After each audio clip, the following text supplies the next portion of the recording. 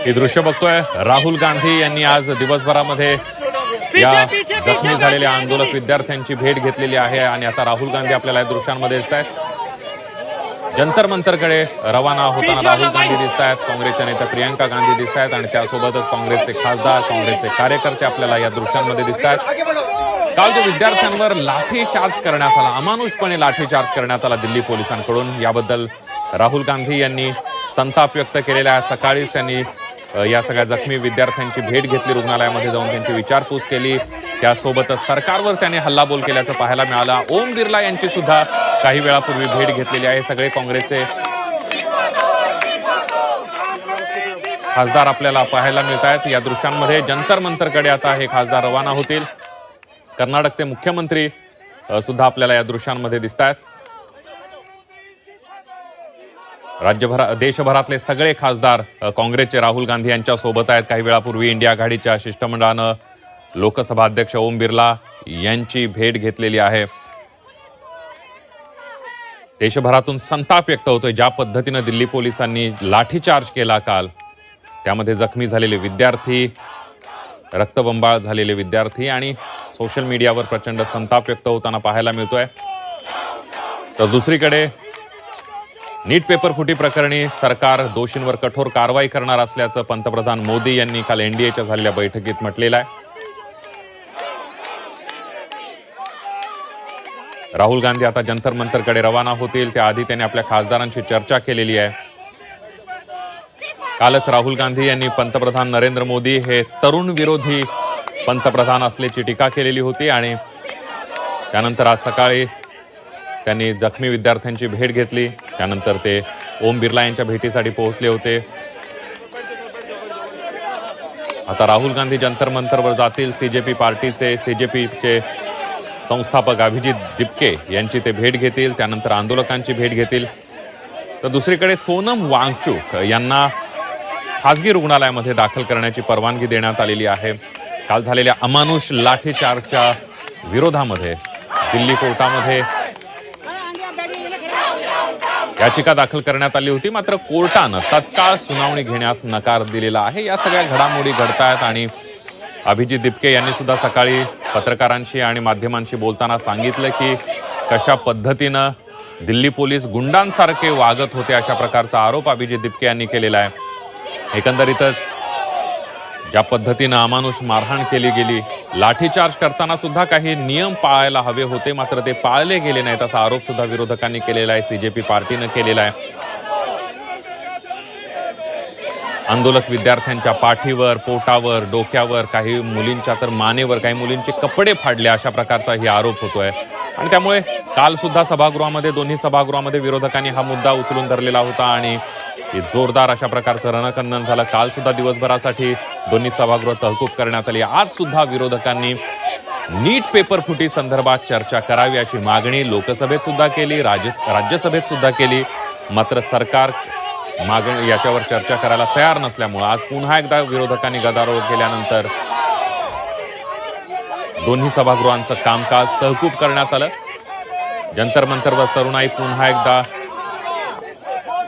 आंदोलन कायम राहणार असल्याचं जाहीर केलेलं आहे। सरकारनं चर्चेसाठी आता जंतर मंतरवर यावं अशा प्रकारचं घोषणा अभिजित दिपके यांनी केलेली आहे। कारण काल ज्या पद्धतीने जे पी नड्डा यांच्यासोबत अभिजित दिपके यांची बैठक झाली, त्या बैठकीवरून सुद्धा सीजेपीनं अनेक सवाल उपस्थित केलेले आहेत। एक प्रकारे ती बैठक नव्हती, 5 तास आमच्या पदाधिकाऱ्यांना अडकवून ठेवण्याचा, एक प्रकारे अरेस्ट करण्याचाच प्रयत्न होता 5 तासांसाठी, असाच आरोप दिपके यांनी केलेला आहे। त्यांचे मोबाईल काढून घेतले 10 मिनिटाच्या चर्चेसाठी या सीजेपीच्या प्रवक्त्यांना आणि पदाधिकाऱ्यांना 5 तासांसाठी थांबवण्यात आलं होतं, जेणेकरून आंदोलनाची दिशा भरकटावी अशा प्रकारचा आरोप सुद्धा अभिजित दिपके यांनी केलेला आहे। ही दृश्य आपण बघतोय, राहुल गांधी यांच्या नेतृत्वामध्ये हे सगळे काँग्रेसचे खासदार धरणे आंदोलनासाठी बसलेले आहेत। यामध्ये आपण बघतोय कर्नाटकचे मुख्यमंत्री डी शिवकुमार सुद्धा आपल्याला दिसत आहेत, त्याचबरोबर महाराष्ट्रातले खासदार सुद्धा या दृश्यांमध्ये आपल्याला पाहायला मिळतात। देशभरातले सगळे काँग्रेसचे खासदार राहुल गांधींच्या नेतृत्वात घोषणाबाजी करतात।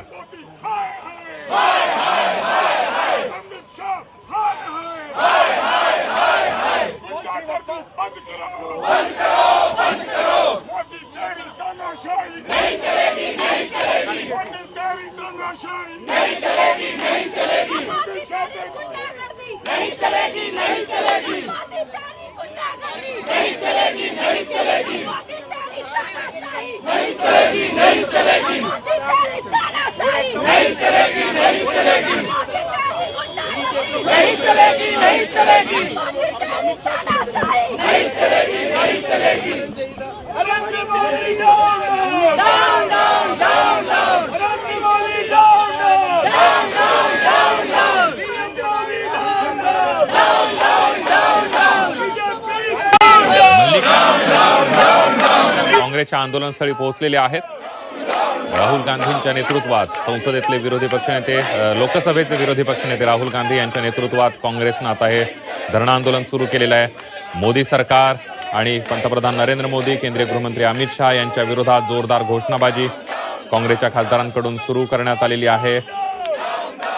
धर्मेंद्र प्रधान यांचा राजीनामा हा या सगळ्याच्या केंद्रस्थानी आहे। सीजेपीचं सुद्धा हेच म्हणणं आहे। सीजेपीची सुद्धा मुख्य मागणी ही आहे। काल जे आंदोलक रस्त्यावर उतरले होते, जे देशभरातले विद्यार्थी दिल्लीतल्या रस्त्यावर उतरले होते, त्यांची मागणी सुद्धा हीच आहे। धर्मेंद्र प्रधान यांच्या राजीनाम्याची मागणी आहे। सोनम वांगचुक जे मागच्या 24 दिवसांपासून, आज आंदोलनाचा 24वा त्यांच्या उपोषणाचा दिवस आहे, या 24 दिवसांमध्ये त्यांची प्रमुख मागणी हीच आहे की या सगळ्यामध्ये त्यांनी धर्मेंद्र प्रधान यांचा राजीनामा घ्यावा। नीट पेपर फुटी आणि मागच्या काही दिवसांमध्ये झालेल्या जे गैरव्यवहार आहेत या सगळ्या परीक्षांमध्ये, त्याची जबाबदारी स्वीकारली पाहिजे अशी प्रमुख मागणी आहे। आणि विरोधक सुद्धा आता या सगळ्यावर एकवटल्याचं आपल्याला पाहायला मिळत आहे। काल जर आपण बघितलं तर सोनम वांगचुक असेल, सीजेपी असेल, यांच्या दिल्लीतल्या आंदोलनाला पाठिंबा देण्यासाठी देशभरात आंदोलनं करण्यात आली। महाराष्ट्रातल्या प्रत्येक शहरात, तालुक्यामध्ये आंदोलनं करण्यात आल्याचं पाहायला मिळालं। प्रमुख अनेक ठिकाणी विरोधक रस्त्यावर उतरले होते। विद्यार्थ्यांनी पालकांचा सहभाग सुद्धा तितकाच महत्त्वाचा होता। या सगळ्यामध्ये आपण जर बघितलं तर मुंबईच्या दादर चैत्यभूमी परिसरामध्ये सुद्धा मोठ्या प्रमाणावर आंदोलक रस्त्यावर उतरले होते। पुण्यात सुद्धा पहिल्यांदा 200-300 लोक रस्त्यावर उतरले, मात्र त्यानंतरचा जो जमाव होता पुण्यामधल्या आंदोलनाचा, जवळपास 3 ते 4 हजार विद्यार्थी आणि खास करून पालक या आंदोलनामध्ये होते। आणि या सगळ्यामध्ये धर्मेंद्र प्रधान यांचा राजीनामा, राज्यभर जी आंदोलनं झाली त्यामध्ये धर्मेंद्र प्रधान यांचा राजीनामा, त्यासोबतच दोषींवर कठोर कारवाई करण्याची मागणी करण्यात आलेली आहे।